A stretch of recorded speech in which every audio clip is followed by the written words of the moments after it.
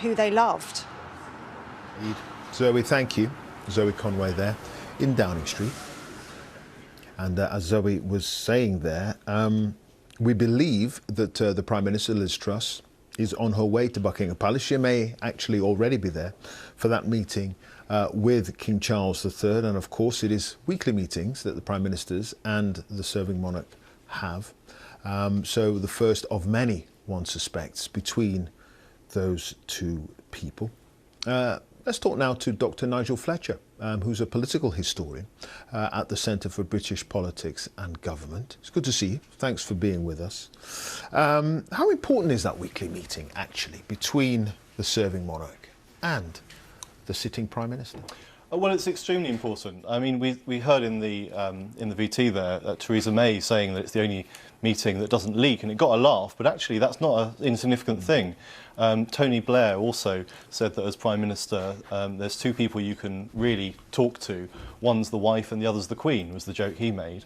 And it is really important. All of the Queen's Prime Ministers have said that they found it a really important part of their week when they could talk to somebody who not only was not going to leak it, but also had a huge insight into politics and into statecraft over, by the end, 70 years. And that's really valuable for a Prime Minister. Indeed, we were hearing a little bit earlier from Sir Simon Sharma, the historian, about the idea that the kind of knowledge, background and time that the Queen has spent with so many leaders, she can bring to bear on the discussion she's having or was having with the current leader, and perhaps gently guide a Prime Minister in a certain direction based on our own history and based on our own knowledge.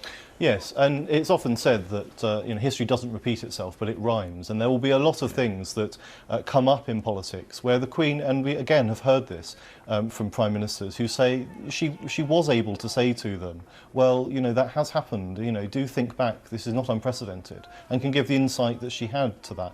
Now, we do have a new king and a new Prime Minister, so they're both new in their roles. But I think that King Charles now has the experience of many years as Prince of Wales. He is the most experienced new monarch that we've had, really, if we talk about the number of years he's spent waiting to be king. So he brings a lot of experience too.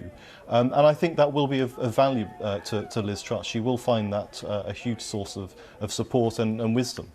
Given the constitutional constraints on the monarchy, one wonders how far Prince Charles, if he's minded, given when he was prince he was quite activist, and now he is King Charles III, one wonders how far he can go in perhaps pushing a Prime Minister in a certain direction, whether it's on the economy or sustainable farming or climate change and so on. Where are the parameters?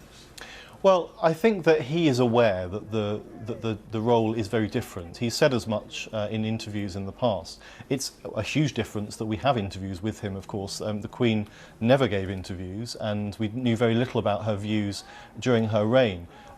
The new king is different. We do know about some of his personal views, but I think he's minded that this is a constitutional role. OK. Nigel, thank you for that. Stay with us for a couple of seconds because we've got pictures just coming into us and they are showing, I think, there, the Prime Minister arriving at Buckingham Palace for an audience with the new king. We think that meeting is still going on as I speak, but those pictures coming into us just in the last couple of seconds or so. Back to Dr. Nigel Fletcher.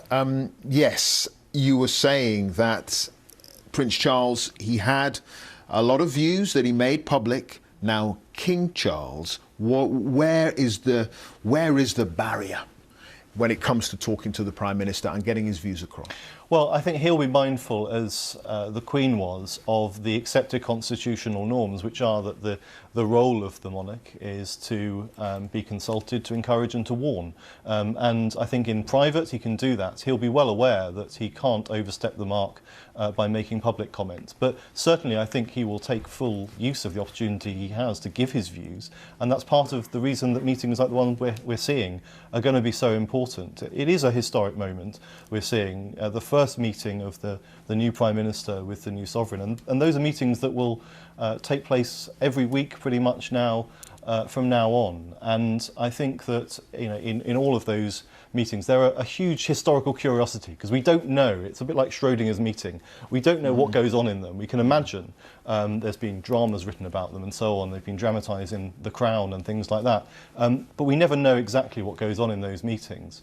But I think they will both find it of huge value. I think that the new Prime Minister, Liz Truss, will find it of huge value to have a sovereign who's got such many years of experience. Indeed. Dr. Nigel Fletcher, political historian at the Centre for British Policies and Government. Thank you. Thanks very much indeed. Now, we're going to go over to Buckingham Palace, get more of a sense of the atmosphere there, and my colleague Joanna Gosling is standing by. Hi, Joanna.